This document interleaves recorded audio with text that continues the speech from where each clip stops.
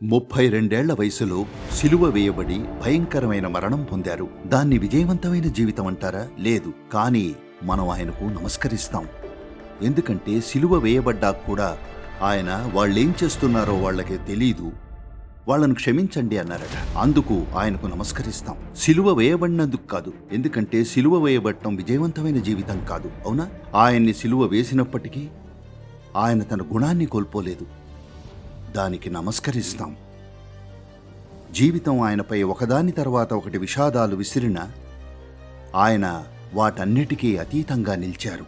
మనం దాన్ని ఆరాధిస్తాం, ఎందుకంటే ఇది మనలో ప్రతి ఒక్కరి విషయంలోనూ నిజం. లోకం నీచత్వాన్ని విసిరితే మీరు నీచంగా తయారవుతారు.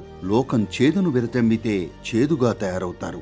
లోకం కోపాన్ని ప్రదర్శిస్తే కోపిష్టిగా తయారవుతారు. చాలా మంది మనుషులు జీవించేది ఇలాగే. ఆయన దానికి అతీతంగా జీవించారు కాబట్టి ఆయన్ని దైవ సమానుడన్నాం.